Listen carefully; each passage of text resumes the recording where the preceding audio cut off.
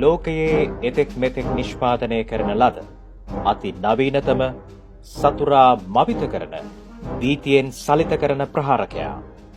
එසේත් නැත්නම් ලොව භයානකම අධිසංග්‍රාමික පියාඹන යුද ටැංකියයි මේ. ඇමරිකානු ගුවන් හමුදාව සතු B2 අධිසංග්‍රාමික ප්‍රහාරක බලගණය ගැනයි අද කතා කරන්නේ.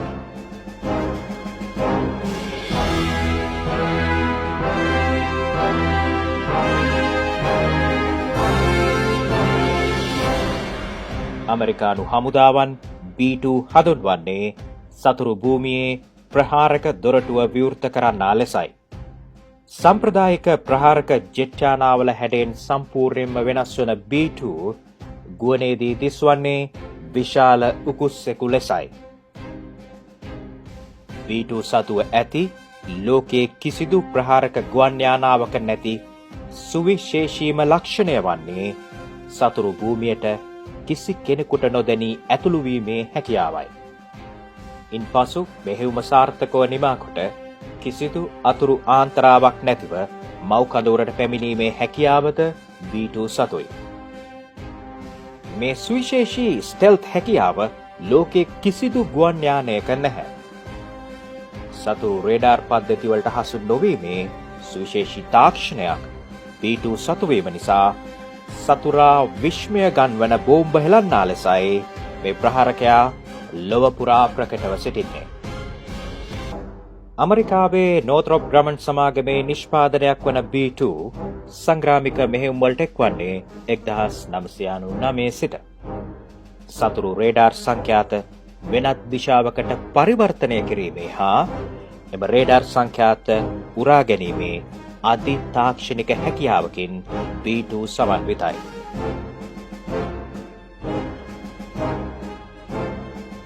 බහුවිධ ඉලක්ක 16කට එකවර පහර දිය හැකි B2 බෝම්බ ටොන් 20ක් සිය බදෙහි ඇති රාක්කවල අසුරාගෙන යනවා. ඊටාම නිවරදිව උපරිමය මීටරයක වෙනසකට යටත්ව බෝම්බ පතිත කොට සතුරාට දරුණුතම හානිය ගෙන දීමට B2 අධිසංග්‍රාමික ප්‍රහාරක ජෙට් යානාව සමත් වෙනවා.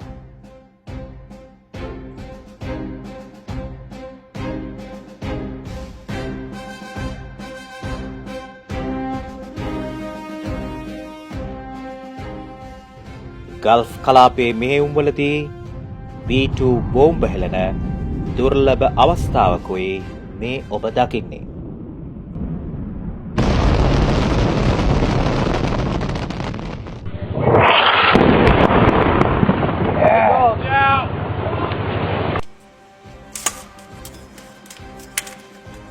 JDAM වර්ගයේ ස්මාර්ට් බෝම්බ පද්ධතියක් B2 සතු නිසා ඉලක්කපත් කඳවුර තුලදීම යානාවේ පරිගණක පද්ධතියට ඇතුළු කළ හැකියි.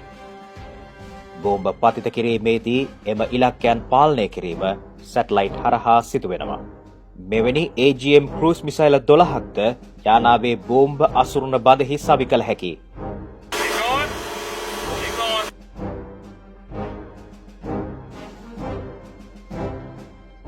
මීට අමතරව විවිධ වර්ගයේ ප්‍රහාරක හැකියාවන්ගෙන් B2 සන්නද්ධ කළ හැකියි. B2 ප්‍රහාරක ගුවන් නියමුවන්ට අවශ්‍ය නම් ගුවනේදී ඉලක්කපත් වෙනස් කිරීම, බෝම්බ අනුපිළිවෙල යාවත්කාලීන කිරීම හා සංග්‍රාමික අවශ්‍යතා මත ප්‍රහාරක පද්ධතිය සම්පූර්ණයෙන්ම පාලනය කිරීමේ හැකියාවද පවතිනවා.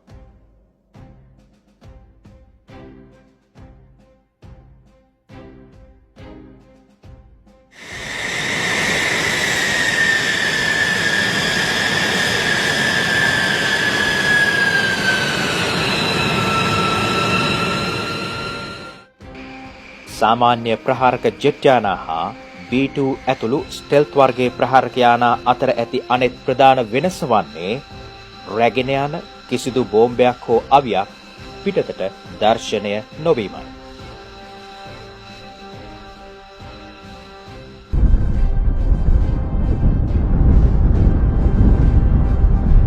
අවම ශබ්දයක් නිකුත් කරමින් ඉගිල යන B2 ඉතා නිශ්ශබ්දව සතුරු ඉලක්කයකට ළඟා වන්නේ මෙලෙසයි.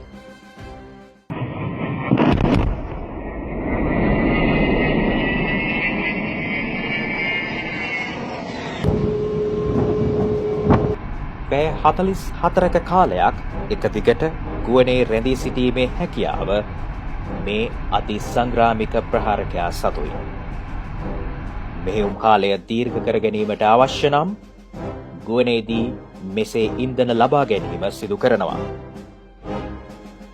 ඇමරිකානු ගුවන් හමුදාවේ ඉන්ධන රැගෙන යන ටැංක ලෙස හඳුන්වන මේ ගුවන් යානා ප්‍රධාන වශයෙන් ඇමරිකානු මෙහෙයුම් ගුවන් කලාප තුළ නිරතුරුව සැරිසරන්නේ ප්‍රහාරක යානාවලට ඉන්ධන ලබා දීම සඳහායි.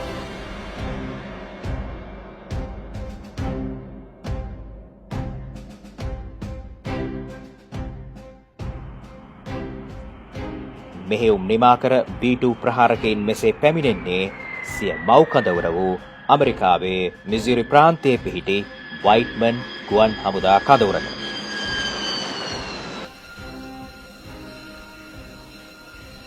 The name of the base, Whiteman, came from Second Lieutenant George Whiteman, who was allegedly the first casualty in the attack on Pearl Harbor. He was from Sedalia, Missouri, right down the road. Whiteman Air Force Base, I think, is somewhat of an untold story in Missouri. People don't realize that you have a base that has one of and I'm not exaggerating, one of the most powerful weapon systems on the planet. Just the strategic deterrence that the bomber fleet, and in particular the B-2, what that brings for the nation, it's almost impossible to really calculate that. The B-2s have launched out of Whiteman and gone and struck almost every corner of the globe in various conflicts and then returned home all in one strike. So the idea that you can fly a jet for 30 or 40 hours all the way around the world and then come back is a pretty amazing capability. B2 යානාවක් නඩත්තු කිරීම සුවිශාල ඉංජිනේරු කාර්යභාරයක්. ඒ වගේම ඉන්ධන ලබා දී මෙහෙයුම් සඳහා පිටත් කර හැරීමට වයිට්මන් කඳවුරේ ගුවන් සෙබළුන් අවැසි නොතකා පැය 24 පුරාම කැප වී සිටිනවා. අඩි 69ක් දිග, අඩි 18ක් කුස, අඩි 172ක පියාපත් පළලකින් යුතු මේ ප්‍රහාරකයාට අඩි 60,000ක තරම් පියාසර සීමාවක සිට මෙහෙයුම් සිදු කළ හැකි. ජෙට් එන්ජින් 4කින් ක්‍රියාත්මක වන B2 ප්‍රහාරකයා දවන ඉන්ධනවල අධික උෂ්ණත්වය සිසිල් කොට වාතලයට මුදා හැරීමේ විශ්මිත තාක්ෂණයකින්ද මේ යානාව සමන්විතයි. මේ නිසා හීට් සිග්නේචර් වර්ගයේ සතුරු මිසයිලවලට මේ ප්‍රහාරකයා සොයා ගැනීමට හැකිවන්නේ නැහැ. B2 වර්ගයේ අති සංග්‍රාමික ප්‍රහාරක ජෙට් යානා 20ක් ඇමරිකාව සතුයි. මේ එක් යානාවක මිල ඇමරිකානු ඩොලර් බිලියන 2.1ක්. ලෝකයේ මිල අධිකම ගුවන් යානාව මෙයයි.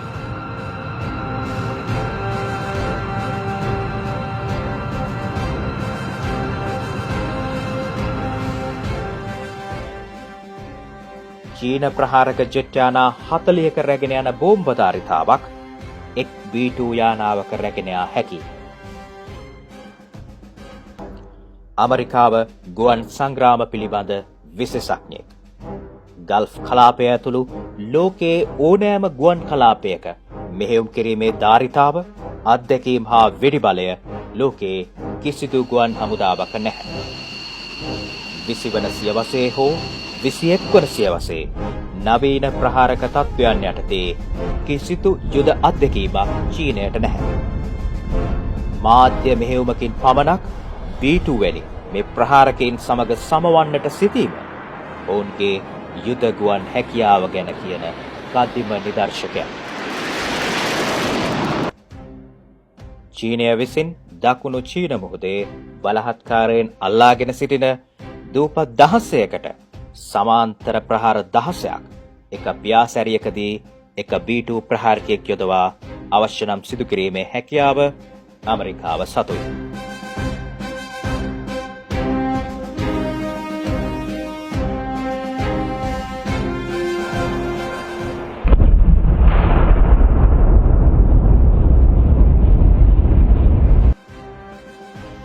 මේ ඔබ ඉදිරියට පැමිණෙන්නේ B-52 ඇමරිකාවේ තවත් ප්‍රධානතම බෝම්බ හෙලන්නෙක්.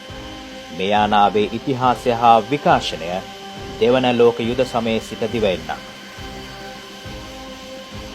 ඊළඟට ඔබ හොඳින් දන්නා B1 අධි සංග්‍රාමික ප්‍රහාරක ජෙට් යානා. මේ සතුරා බීතියෙන් සලිත කරන ප්‍රහාරකයා නැත්නම් B2 අධි සංග්‍රාමික පියාඹන යුද ටැංකිය. තවමත් දකුණු චීන මුහුදේ මෙහෙයුම් සඳහා කැඳවා නැහැ. යම් හේකින් B2 චීන ගුවන්තලයේ සිපගතහොත් ඒ ලබා දෙන පණිවිඩය චීනයට වටහා ගැනීමට හැකිවේද යන්න චීන කොමියුනිස්ට් පක්ෂය දැනට පැටලී සිටින අර්බුද හමුවේ විනිශ්චය කිරීමට නොහැකි කාරණයක්.